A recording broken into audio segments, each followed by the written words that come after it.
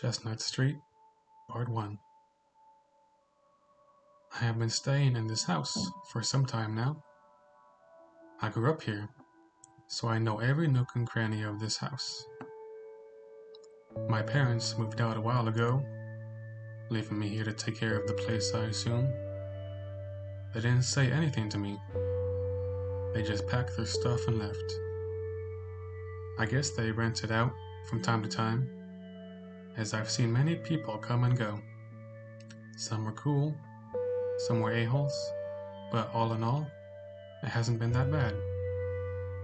I stay in the attic. I turned it into a bed a while back. It's a little crumbled, but how much space does a guy like me really need? Sometimes, when I'm bored, I like to sit up there and reflect on some of the people I've come in contact with during their stay here. Like the businessman, Mr. Reynolds. He was cool, mid-30s, ladies' man. Kept this place looking sharp. For the ladies, of course. He was like always talking to some Chinese-looking guy on what he called his laptop. I don't really know what that is. Then one day he just disappeared. Some people came and took his stuff shortly after that. I wonder what happened to him. Anyway, then there were what I like to call, for lack of a better term, the high guys. Two stoner buddies that like to sit around all day, drink beer, play video games, and get stoned.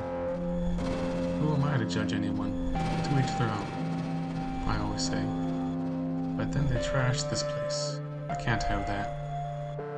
I tried everything I could to get them out of here. But they were so high, most of the time, they thought I was a hallucination and laughed it off. I stayed in my room. The day the cops came to the house and take them away. Who's laughing now, huh? There's been many families moving in and out. None of them really stayed too long. Moms and dads, with a couple kids, sometimes just moms and kids, sometimes just dad.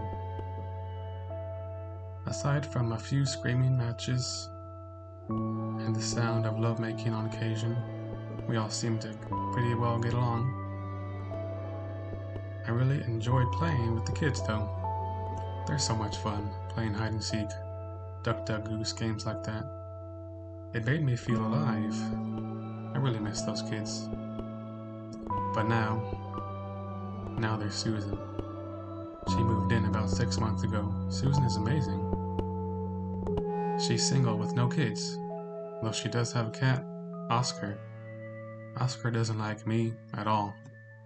Every time I come into the room, he stands up, curls his back, and hisses at me, like he's ready to attack. I don't want any trouble, so I just leave Oscar alone. Susan goes to work early every morning and doesn't return until late at night, sometimes after dark. I don't know exactly what she does for a living, but I'm sure I will find out eventually. She spends most of her days off just watching Hallmark movies and eating lots of ice cream. I don't understand why, but as pretty as she is, she can do whatever she likes. Susan is about 5 feet 4 inches tall, late 20s, maybe early 30s, with beautiful long brown hair, these amazing green eyes, and a voice like an angel. It doesn't hurt that she's chunky in all the right places either. Susan may be the most beautiful woman I've seen in a long time, but her housekeeping skills leave a lot to be desired. It's not that she's a slob or anything, it's just that she doesn't clean up after herself very well. So on occasion, while she's at work, just to help out, I will pick up the cups and dishes from around the house and put them in the sink. Pick up her clothes.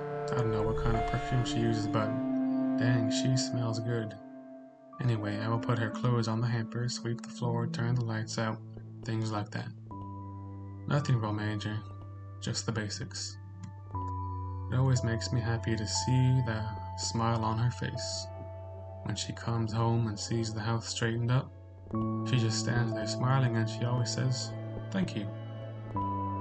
Anything for you, Susan. Anything.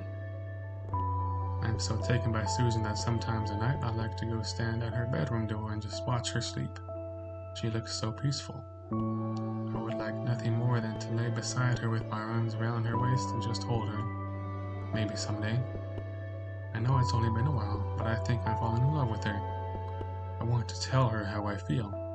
I want to show her. I think I'll do it tonight, when she gets home. What's that? Some kind of folder on the table. HPRC, Hamilton Paranormal Research Center, case file number 137, paranormal. I've never seen this before. She must have left it behind when she left for work today. I'll just take a peek. Hey, that's a picture of Susan. What does it say underneath? Lead investigator.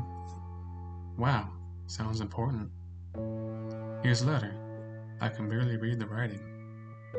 I hereby give my permission to any member of the HPRC to live in my residence for the sole purpose of obtaining evidence of paranormal activity within and assist in removal of said activity. I can't read the signature, but there's that word again. There's more. A newspaper clipping from 1974. What does it say? Yesterday, the only son, Michael, age 17, of respected banker William Bernard and his wife, Emily, was found dead in an apparent accidental fall from the attic door to the hallway below. The cause of death was a broken neck.